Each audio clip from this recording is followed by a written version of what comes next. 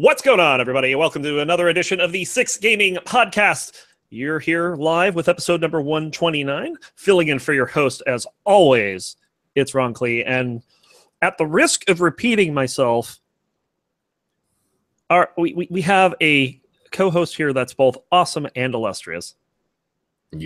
I feel like I've heard that before. I feel like I've heard that the past 2 weeks. Come on, where the heck is actually it's kind of funny because Veg, of course, and Brox too, they're both in the Houston area, and Veg is actually working today through the Harvey storm, which is no longer a hurricane. I'm starting to wonder if everyone just doesn't like you, Ron, because that week where you were gone, I was like, fuck it, I'll do it myself. And everyone like showed 10 up. people? A bunch of people showed up. Yeah. Happens. I mean, you know how show is. Just saying. You know how show is. He once he has a grudge, he'll just hold it against you the whole time. And you know what it was? You know what probably pissed him off? Renaming that second part of the show. He probably hates that.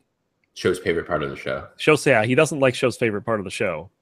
So he's gonna hold that against me forever. And then Veg is just Veg. I mean, he hates everyone. I think maybe those aliens in Elite Dangerous sucked his brains out. I think that might also be what happened. How would they do that? That would require brains to begin with. Yeah. Anyway, we've got a show for you lined up no matter who's here. And we're going to get right to it because we're going to jump into the first part of the show, the first half of the show. And it's a full half this week. We actually found enough stuff to make a full half of the show. And this is news. It's good news, everyone. And we're going to start with a bit of Blizzard news. Of course, they've wrapped up Gamescom, and their big announcement for Overwatch was actually with a redesign of one of their more popular characters. They did some serious changes to Mercy. Holy crap, did they? I'm surprised. On one hand, I'm surprised by this, but when you listen to Jeff Kaplan's explanation, it makes perfect sense. No, it makes perfect sense, and I've seen people complaining before this about exactly these things. Mm-hmm. And there's a lot of I flex player, I main Mercy, and I never get play of the game because even if I res everyone on the entire team, and I always get crappy amounts of SR because, I didn't res people, but I healed them, right? Mm-hmm. So you're rewarded for being a bad healer, but being a good reser, which is silly. People didn't like you were rewarded. One of the things that Jeff said was you were rewarded to basically stop healing people and go off and hide, or tell your team to die so that you would be able to res them, which was stupid. So now res is your E ability. You can res every 30 seconds, I believe. By the way, this is on the PTR. This is not live yet. You can res every 30 seconds or so. That's not bad. I figured they'd make it more like a minute, 90 seconds, maybe. Right. 30 so seconds. Your secondary ability, you can only res one person at a time. That's the big change for me. Yes, that is the huge change. You just can't. But to be fair, a lot of the times when I'm playing, you only have one or two targets to res at a time. Right. But I don't play super competitively either. Well, and on top of that, it might not be available at the moment you need it, but think of how quickly your res actually builds up. If it's every 2 minutes, you've been able to res 4 people in that time. I mean, not all at the same time. That's a big swing that can't happen, but it's definitely a big difference. So there's that. And then now, instead of res is your ultimate ability is something called Valkyrie. This thing is awesome, by the way. Fly, legit. No, you just hit spacebar and you fly up. It's not like a boost like Pharah. It is a full-on flight. Your gun has, I think, infinite ammo. I haven't actually been able to ult as the PTR yet, but you can. And the sidearm hits harder too. Right. So it's basically unlimited ammo with more damage. So it's just that's more damage said 2 ways. And you can res every 10 seconds, and doing your ult refreshes your res. So basically you could res, alt, res, 10 seconds later, res. So you can bring up your team within 20 or 30 seconds. Fairly fast, yeah. Your healing does more, your damage boost does more. It's all around pretty awesome. Yep. So I think people are going to like it. People will complain. But I think overall, I think it's going to be a good change. Yeah, overall, it's a pretty good change. I don't think it's like Lucio Ball. Lucio Ball got watered down, I think. Yep. D.Va did get a little bit of a nerf, a lot bit of a nerf, but it wasn't horrible. You know, Jeff said, he's like, we don't want people to stop playing D.Va. We don't think there's anything wrong with D.Va exactly, but basically people were relying on Defense Matrix, and it was a little too powerful. So Defense Matrix now depletes faster, but you also now have an E ability as well with D.Va that's like a rocket barrage. Yep. And you can do it while you're flying, and I think you can shoot while you're flying. I don't remember if you were able to do that before. So they've moved some stuff around a little bit on D.Va. We'll see how that pans out. I think the Mercy change is all positive. The D.Va stuff, there's a little bit of reduction, but you know, you got to do what you got to do. Yep. And then the next bit of Blizzard news here, of course, Tuesday unlocks the 7.3 update. So you'll be going to Argus if you still play. Like, I don't think anyone here does anymore, but yeah. And actually, also Tuesday, which is Activision news, starts the open beta for Destiny 2. Destiny 2, and yes. If you pre-purchased, then actually Monday starts your bit of a head start. Closed beta for 1 day. Pretty good. Very nice. I am very close to purchasing it, but I'm going to play the beta and make sure that I like it first. Yep. And couple more. There's a lot of Gamescom stuff announced. Heroes of the Storm is getting Kel'Thuzad as a character, which is pretty cool. It's one of people's favorite end bosses from any raids. So nice to see him coming. And then they'll be adding a bunch of skins as well. And there's a 4-week event called the Call of Kel'Thuzad, which will provide new quests for exclusive rewards, as they often do. And even StarCraft has an update coming. Dehaka is getting a co-op mission. No, I don't play StarCraft anymore. Yeah, so it's pretty cool as well. Absolutely nothing for Diablo 3. They just. By the way, how many times? Because I'm not even asking, did you? Because I know you did, and if you didn't, you're a fucking liar. How many times did you get kicked in the feels watching that May trailer? A lot. Many. All the times. All the times. That was one hell of an emotional roller coaster for that freaking video. I tell you what. I thought I posted that, but I guess I didn't. No, I actually remembered it because it's at the end of this article I'm looking at for the 7.3 patch. But yeah, holy crap! Oh. They really. Are you done with Blizzard? So we can talk about the May trailer. You should watch the May trailer. It's called Rise and Shine. Lots of feels. Shows May at Echo Point. Antarctica. Kind of gives a little bit of her background story. You reminded me because you talked about Diablo 3. What other news do we have about things labeled 3 this week? Oh my goodness! Yeah. Okay. Yeah. We'll get to that. So, but I still want to mention that Diablo 3 does have a season coming up, season 12. I don't know the dates, but it's on PC. And Overwatch season ends like tomorrow or something. So if you want, yeah. Let's talk about the Triumvirate. No. The meme land must. I didn't even look, but there must have been. So this is just insane. I don't have a lot to say about it other than it's insane. Like, so of course, Half-Life 3 has been a meme almost as long. I mean, it's like Coconut Monkey's Gravy Trader. If you've read PC Gamer since like '97, and they're making fun of Duke Nukem Forever ever since they announced it in like the mid to late '90s. Of course, Duke Nukem Forever came out, and it was relatively panned for being old and cruddy and bad, and they should have just come out with it earlier. The only good thing that came out about that video was was the trailer for its final delay. Did you see that trailer? No, but I need with the executives talking about the date coming up, and then someone comes along, replaces a date, and he starts swearing up a storm. It's hilarious. It was about the only good thing about it. There was like a list. It was like a list of things that have happened since Duke Nukem Forever was announced, and it was like 10 years later. Mm-hmm. And then there was a list of things that have happened since the list of things that have happened since Duke Nukem Forever was announced. Uh-huh.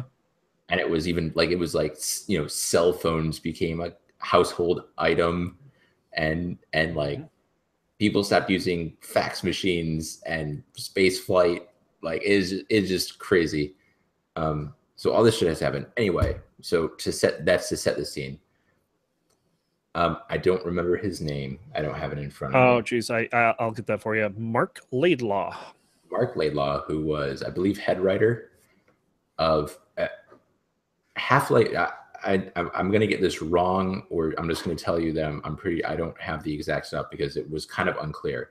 Half-Life 3, not Half-Life 2 Episode 3.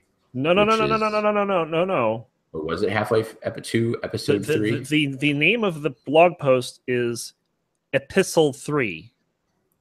Well, so Epistle could have just been Half-Life 2 Episode 3. Right. Well, Epistle, I mean, as like a religious context, the third epistle, I mean, it's unclear. So it's extremely unclear. There's absolutely no clarification. Talking about, this was literally posted to his blog without context. Yes. And so some people have said that the NDA had expired within the last week or two. There is wide speculation that because it was posted right on his blog, as head writer, that he basically is saying Half-Life 3 and or Half-Life 2 Episode 3. A lot of people felt Half-Life 2 Episode 3 was going to wrap up the story, and that would be it. There would actually be a Half-Life 3 game. Mm-hmm. In either case, he has released basically a plot summary of what he believed this game was going to be, and he kind of ends it in a fourth wall breaking couple paragraphs saying, it's unfortunate that things have happened this way, but this is the end of the story. Yep. Some people requested an AMA from Gabe Newell on Reddit. As far as I know, that hasn't happened. Yeah, basically what he posted is he made a blog post, it's titled Epistle 3, and it's basically a plot. It's a short story that should have been the plot for the game, except it replaces things. Like, it's not Gordon Freeman, it's Gertie Fremont. It's not what is it? The G guy. What's his name? Yeah, the G man. Just Mr. G man. It's Mr. X or something like that. Or they like it's not the Borealis. It's the Hyperborea. Stuff like that. They change a lot of these things. I'll admit I have not read this because I'm waiting. I don't want to believe. You know the X-Files. I want to believe. I don't want to believe. I haven't played any of the games. Like, that's not true. I did play through Half-Life and realized I didn't really like the game. I don't know why I didn't like the game. I like Counter-Strike. It's okay. You're allowed to have an opinion. Really like Half-Life. It's a wrong opinion. I like watching it. I like watching the speedruns of it. That's fun. Have you? By the way, have you watched Gordon's Mind? Should I? If you haven't played all of Half-Life, so Gordon's Mind is somebody playing through Half-Life but voicing Gordon Freeman. Oh boy! As like an angry, disgruntled, like he's an employee, right? Like he goes to work to be a scientist, right? And it's like, of course, you assholes are shooting at me, the government. Of course you are, and it's just like, I'm just gonna get this over here. Like, it's very funny, and he uses some mods to make it so he can like climb through a window and do some things you can't do in the real game. But it basically makes Half-Life into a 50-something episode story. It's very good. It's very funny. You should watch that. Yep. Check it out over at Mark Laidlaw, Mark, MARC, Laidlaw.com. It's the lower right-hand corner is what's from the blog, and that's where you can find Episode 3. Well, Yeah. It's pretty mind-blowing, even if you don't play the game. Yeah, it's So it's definitely one check of it the out. biggest pieces of gaming news in the last 15 years, I'd say. And speaking of things that aren't getting updates anymore, Back Windows XP. how about Mass Effect Andromeda single player? Yep, I'm gonna wait till that's Game of the Year edition for $5. Will it be Game of the Year edition? Is the question. Just whatever, just special deluxe edition. I have to say, I saw a meme out there that showed a comparison between a shot from in Andromeda and a shot from a independent developer's game, and comparing not just the amount of money it took to create them, but the inverse of how good it is. Like the indie games, like way better. And I don't know why. Mass Effect just seems to have this reputation of really bad models. It's just so sad because it could have been so good. So many people were waiting so long for it. It was a great trilogy. Mm-hmm. 3 had its issues with the ending, but whatever. It's fun to overlook it because it's about the journey, not the destination, and all that kind of crap. I watched a lot of the gameplay on Twitch. One of my favorite streamers was playing it, so I watched along. The story's pretty okay. The gameplay is pretty freaking repetitive for Andromeda. Yeah, especially the end game. Yeah, that is so repetitive. It's just like you're doing almost the same things over and over again. So looks like we're missing a Dan for a moment. So, but yeah, basically what's going on is Mass Effect is no longer getting any further updates. They've released their last update for the single player version, and they're going to be focusing just on multiplayer from here on out. Yeah, everyone was hoping that they would fix the game, and they've done some stuff, and they basically said, that's it. That's all you're getting. Yep. Now, maybe they'll do a sequel, and it'll break out and be like, we heard you guys. We fixed everything. Who knows? Yep. So anyway, moving on. I just don't understand this next story. Tekken is supposed to be a fighting game. But it's like what we talked about before the podcast. Dead or Alive is also supposed to be a fighting game. But they've decided to add some DLC to Tekken 7, which will let you go bowling. Do they have good ball physics? I don't keep track of ball physics, Dan. Do you? Maybe this is a question. Maybe this is a question we should ask Coles. You gotta check out that ball physics. You can check out that ball physics all you want, Dan. They gotta make sure that things wibble and wobble the right way. You can bowl in a bikini too. Yes, you can bowl in bikini. Absolutely. As I said, Dead or Alive. School uniforms for some of them. It's just like, I'm without words. Somebody thought that this was a good idea, and you know what? It's probably going to actually be amazing. Yeah, it'll be lots of fun. But where did this come from? I don't know. So, as I said, Ultimate Dead or Alive. Dead or Alive is a fighting game, but then it became a beach volleyball game. Yeah. So very interesting. So that's what's going on there. And then we have a lot of esports to talk about today. Starting with the Quake Champions. Quake is still a thing. Quake Champions is there's a $1 million World Championships, and there's separate brackets for 4-on-4 and 1-on-1. And what year is it? It is 2017. Oh, okay. And I don't even know who these people are. I haven't even heard of these teams before. Team 2Z is facing NotoFast in the finals.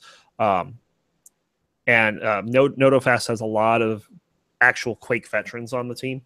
And then the dual finalists is it's Claus versus Vu. And yeah, so Claus is actually in the finals of both of them since he's on Team 2Z. But yeah, it's Quake Champions is actually just into early access. And it's $30. But I mean, they're having world championships for it already, so pretty interesting. There's also a PUBG championship. Really, I didn't know about that. I believe the prize were cast iron skillets that were gold, silver, and bronze, which is awesome. One of the things you can pick up is like a cast iron skillet pan, like a big frying pan, and when you're holding it, sometimes it deflects bullets. Yep. Wow, that's pretty funny. So yeah, there's that. Rocket League, of course, they've been having championships for a while, but this weekend, in fact, they've already aired one this morning. They're having a $100,000 tournament with the finals being shown tomorrow, I believe at 8 p.m. someone's time. This story that I opened does not like the fact that I have an ad blocker, so screw it. But yeah, it's going to be tomorrow on NBC Sports, which it's their first esports venture. Yeah, NBC Sports is not nothing. And the best part about this, I think, is that they're airing a game that's very easy to follow. It's like, oh, here's the ball, here's some goals. Oh, I know what's going on. You don't even have to play the game to know what's going on, and it's going to be pretty cool. Certainly a person watching isn't going to understand. If they've never played it before, they probably won't understand the skill that's required to do the things that are being done. Mm-hmm. But they might be like, oh, cool, there's like jet-powered cars playing soccer. That's kind of fun. Like people watch the Puppy Bowl during the Super Bowl. Now, granted, it's only for, a few minutes, but people might watch and be like, oh, that's actually kind of interesting. But like exactly like you said, it's a lot easier to follow than watching like a league team fight and having no idea what is. People are like, "Oh my god!" Yeah, that's the way the casters someone pulled off some move, and you're like, "I didn't even see what happened." Yeah. Speaking of league, what are you drinking? I'm drinking Elysian Space Dust, which is amazing. For any, we lost our viewers, but for any Achaeans who watch later, just. It's Elysian. I mean, it's good. Or Elysian. I never actually knew Elysian. The man from Elysian Fields or Elysian. I always said Elysian. I said Elysian. Yeah. Well, you also say melee. Melee. I say melee because it's correct. Hearthstone. I say Hearthstone just to annoy you. Okay. I say melee because it's correct. They're both correct. Your mom goes to college. Your mom. Vege's mom. Let's talk. Yeah. Let's talk about league news. Silly shit. Dan's gonna get drunk while I talk about league news. Of course, we have the summer split tournament going on, and we last left off with the quarterfinals, and in the EU LCS, G2 beats Splice, and in NA, CLG beat Team Envy, but I think there were a pair of upsets today. In the EU LCS, Fnatic lost to Misfits of all teams. H2K plays G2 tomorrow. The winner will go on to play Misfits. And CLG also losing in the NA to Immortals. They'll play the winner of TSM and surprise semifinals Dignitas tomorrow. So, some really interesting league going on right now in NA. I don't know if Korea played. I always forget to check this until we're actually live, and I am going to check this because I know that SKT had to run the gauntlet in order to get to where they were going to be. Let me check real quick here. Oh, why is this so slow to load? Because it's terrible. That's why. So yeah, the last LCK game. Let's see. Oh, they're done already. I don't know what happened. So yeah, let's just assume that SKT won because I actually don't know. Oh, here we go. Here's the regionals. We wanted to look at the playoffs, and Longzhou actually beat SK Telecom way early this morning, 3-1. So, yeah, knocking off the world champions, no small feat. But I do believe that their SKT's already qualified for winning the previous split, so they're fine. They'll be back to the Worlds for sure. So that'll do it for news. While you were talking about that, I was on the Arcane Discord. Yeah, they were talking about funerals, and I've decided that I want to have a Viking funeral. A what? A Viking funeral. Like I want them to put me in a longboat and then shoot a flaming arrow. But then I want them to, before it totally burns down, I want them to collect the ashes and use that carbon to add into iron and turn it into steel and make a sword out of my carbon, but then shoot that into space. Like all the cool kind of funerals put together. How cool would it be? I don't even know what to say. Actually, your mind is blown by how awesome. Like you know what? Where's he buried? He is not buried. He had a Viking funeral, and then he has ashes forged into a sword, and shot that sword into space. And we're gonna move on. We're going to move on to. I'm just saying, it would be the coolest shit ever. This is the second half of the show now, and this is Shosan's favorite part of the show, and this is Shosan's favorite part of the show, which is where we talk about games and stuff. And we'll talk about what we've been playing and things that have been going on. And Dan, I'll let you begin. I beat Super Hot this week, which is not that big of a feat. It's like 3 hours. It's pretty short. Really? Yeah. So the single player campaign is like 3-ish hours, probably even less if you're really good at it. Probably more if you're not very good at it. You unlock like an endless mode and challenge modes. The challenge modes are like, you can only use certain weapons, or you have to beat the level in a certain amount of time. Is that real time or in-game time? Because that's important in Super Hot. I don't actually know because I only played one level of it and read some other stuff about it. I uninstalled it. I'm sure it has lots of fun stuff. It looks like there was a lot more content that I didn't get to. I just don't have time for it. I just don't. I'm right now. My goal is to play single player content, or multiplayer content, but just like the main content of the game, and then I'm done. So it's on my completed list. Someday, if I want, I might go back to it. I figure we've talked about this a little bit, but I plan on telling my son he can't buy any new games till he beats most of mine. So someday he'll decide to play it, and then maybe I'll play some more of it.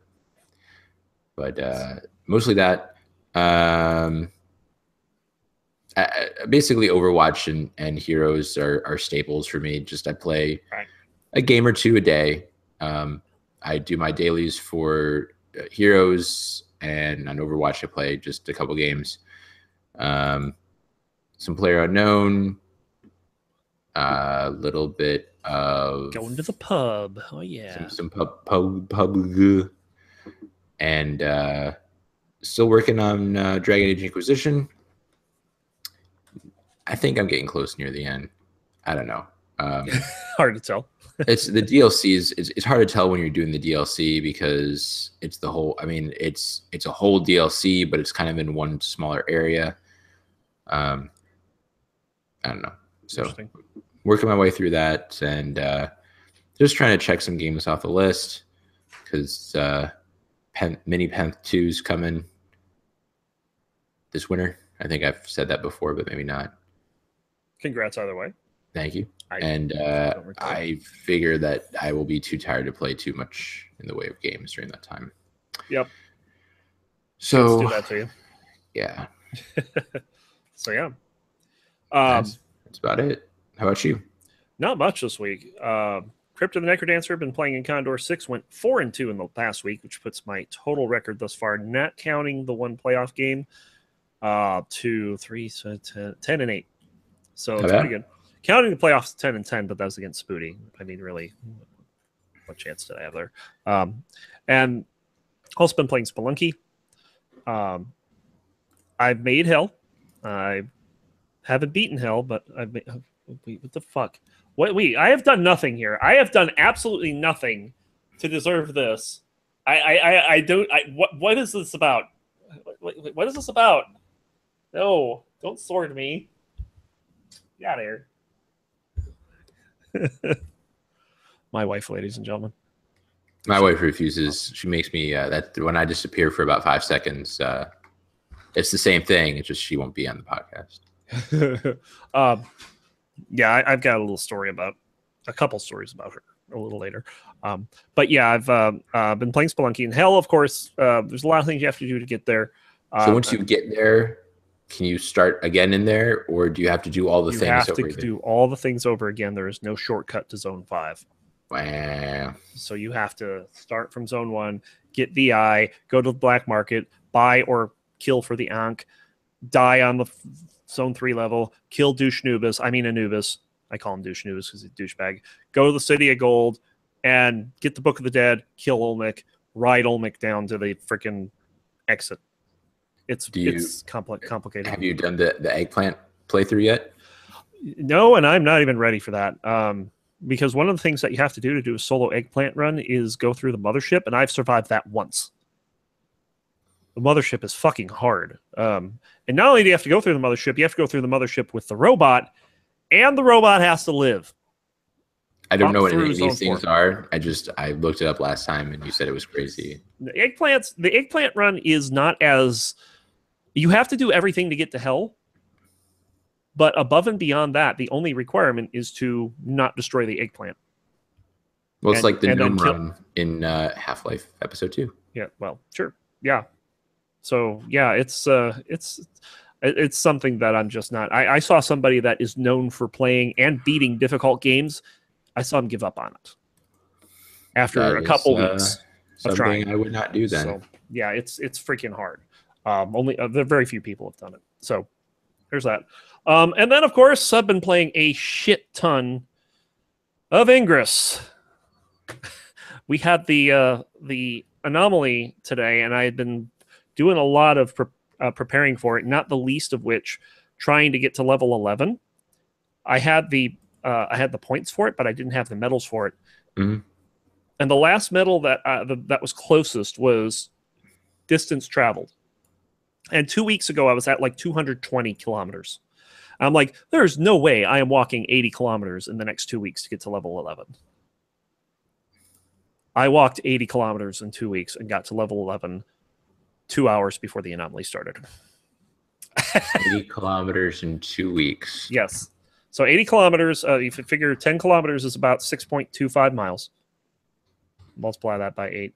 5 kilometers a day, and that's not that much. Well, you got to keep in mind there are also days where I couldn't do it.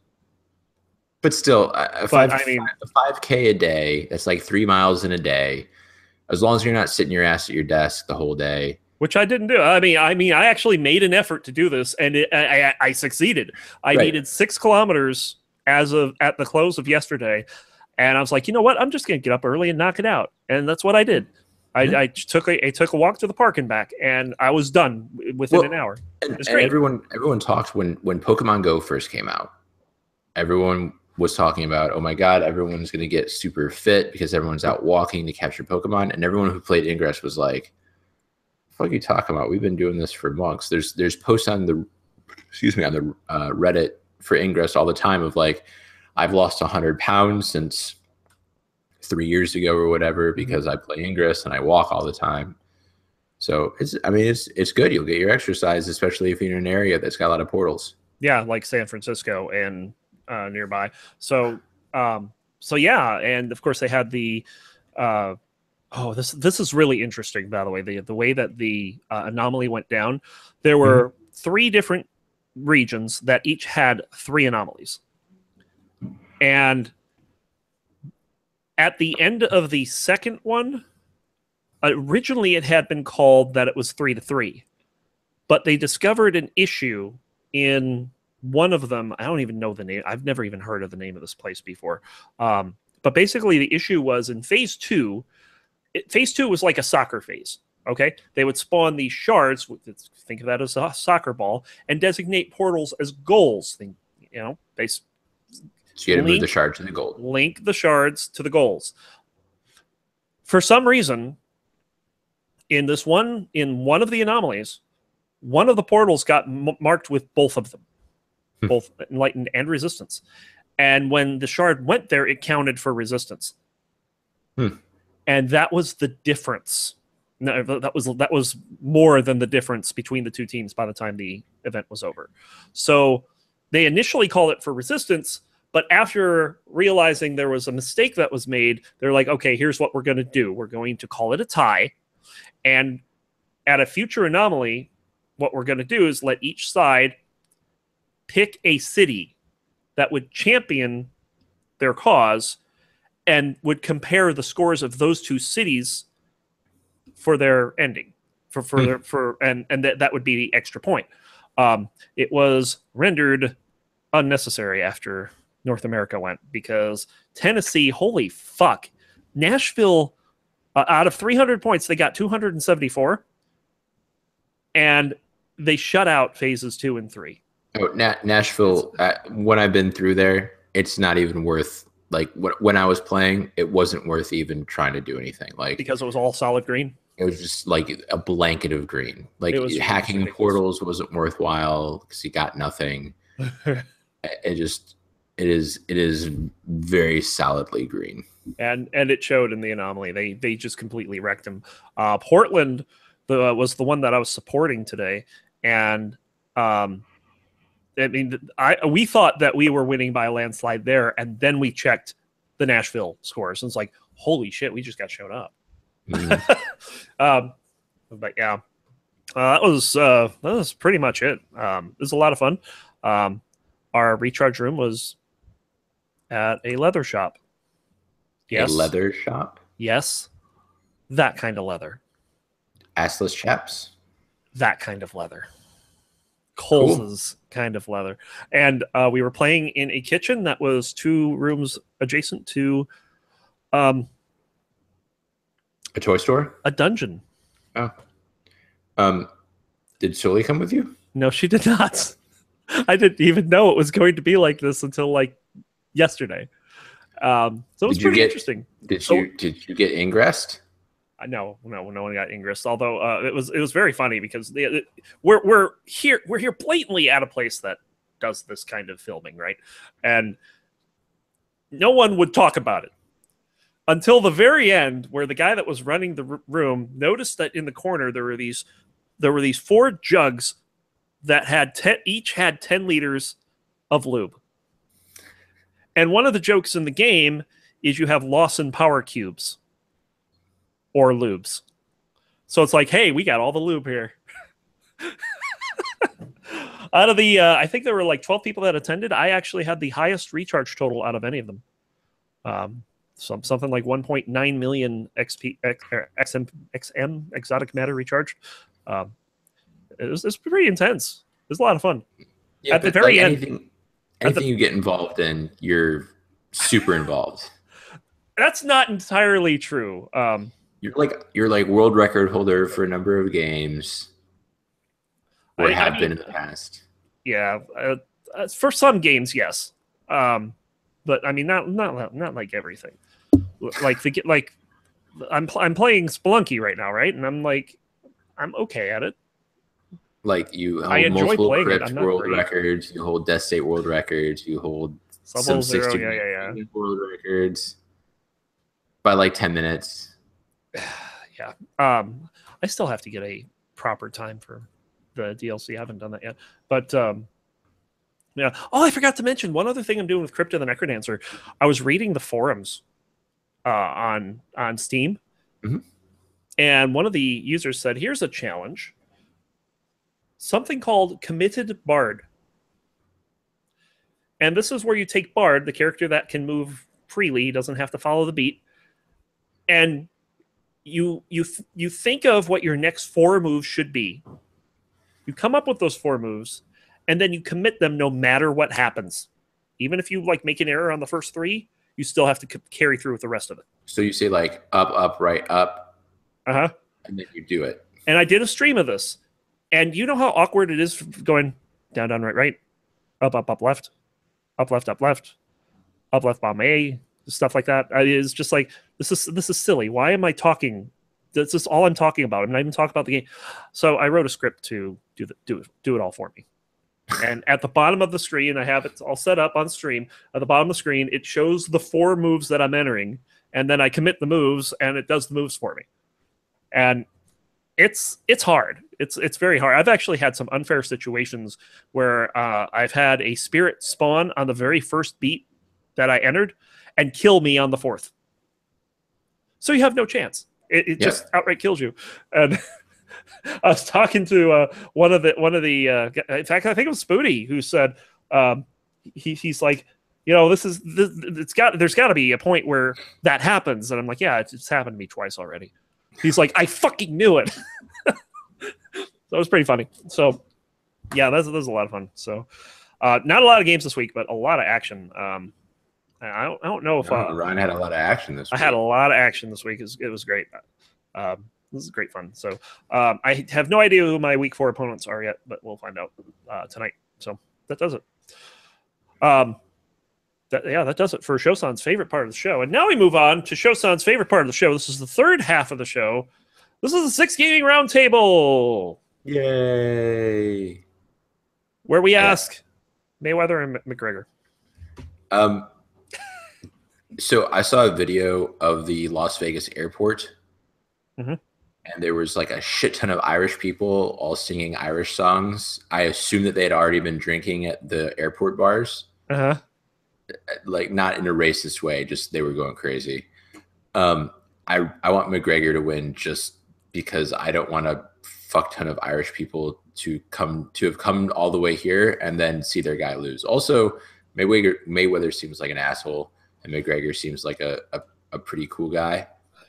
I saw a video one time of some guys out in front of a pub somewhere in like Dublin or some shit, and they were like pretending they were McGregor. They're like, because I guess he has a particular fighting style.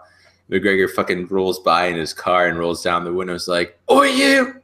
And he like yelled at him. They're like, "Oh shit!" It's funny. Nice. I mean, if you're imitating a famous person, they roll by in the street, like that's just funny. Yeah. So he seems like a pretty cool guy, and also Mayweather's a douchebag. So I have to agree with the Mayweather's a douchebag thing, but you know what? Nice guys finish last. But that's usually not when the contest of finishing is punching the shit out of each other. In fact, if you're a nice guy, you're going to get the shit punched out of you. Right. I would not be surprised to see this KO first round. I would not be surprised. That said, Conor McGregor, I mean, he's an MMA guy. He's pretty tough. Yeah, he can probably take a few punches. If he doesn't go down in the first round, this could actually be a close battle. I just don't think it will be. I think Floyd's going to kick his ass pretty quick. If it's not first round, it'll be like they should. Well, they shouldn't. The thing is, if in the case that anything happens, like either way, this is a boxing match, right? Like rematch MMA. I've heard that's what they were thinking of doing. I do not think that Mayweather would go through with that. No. Well, he'd ask for a huge bonus for it. Yeah, like 9 digits at least. But yeah, and it's kind of funny because I'm reading this article and it says Mayweather 49-0 with 26 knockouts has not laced up the gloves since cruising past blah blah blah blah blah. UFC's lightweight champion McGregor 0-0 with 0 knockouts. They have to like point out 0-0-0. Yeah, so it's going to be interesting. You have a lot of experience and a lot of. I mean, he just does not fail in the ring. I really just hope McGregor comes in and just punches his shit out. I think that in order for this to be entertaining, McGregor has to do something in the match, something worthy of entertainment. He can't just be sitting there defending himself and taking his blows. He needs to be the aggressor for at least part of the match. Otherwise, people are going to be so disappointed by this fight. Like the last fight with him. I don't know. I don't know. Mayweather fought. Pacquiao. Pacquiao. Yeah. And that was a That was a series. Yeah. So yeah, we'll see. Yeah, Mayweather and McGregor. Looks like they're going to be starting in about 15 minutes. So. And there can be only one. This is Highlander. I know he's Scottish. No, he is Scottish. He is Scottish, yeah. But I mean, this is Irish. There were a bunch of Irish people that were at the airport, but dude, Mayweather is not going to get beheaded. It'd be cool if he punched him so hard his head flew off his shoulders. I mean, I'd feel really bad that someone actually died. Like, I now, you know what? Now, if it actually happens, I'll feel really bad for having said that. For playing podcast curse. Yeah. So, yep, it's going down tonight, and I think that's going to do it for. That's new MythBusters. I want to see that at MythBusters. Can you punch someone so hard their head goes off their shoulders? I want to see it. I'd like to see the tests for that. Yeah. That'd be pretty entertaining. So yeah, that's gonna do it. Dan, do you have anything to add before wrapping this up? More beer. Actually, I have a little bit to add because we were talking about Kathy a little earlier, and we actually we go out to dinner like once a week, and we went downtown last night, and we saw this place, and it was called the Doghouse. I'm like, oh, cool, the Doghouse. You know, dear, it must suck to work there. Because you're always in the doghouse. She walked right into it. She's like, why? That was my response. I'm like, God damn it. Why did you walk right into that? I was almost disappointed by walking in. She got me back a little later because we're traveling down the Embarcadero and there's Pier 9. And at Pier 9 is a place called Pier 9 Law Offices. I'm like confused by this. I'm like, why would you set up law offices on a pier? And she says, well, at least you'll get a trial by peers. Piers Morgan will do your trial. So yeah, we traded a bunch of puns last night. I figured I'd share those because I thought they were pretty funny. Puns are the highest form of humor. Highest. Of course. They're like you almost have to put on a cap and gown. Right. They're so next level. I submitted. There was a contest for humor one time, and I submitted. I know it's going. Yeah, no. I submitted 10 different puns, and Did none you of win? them won. No, none of them won. No pun intended. No pun intended. And with that, we close the show. We'll see you guys next week. Check us out over at six.gg, six.gg. You can find all the Discord information, everything you need to know about who we are, what we do, and why we're still here. So with that, we're going to close it. We'll see you guys next week for 1:30. And Dan, take it away. See you, bye.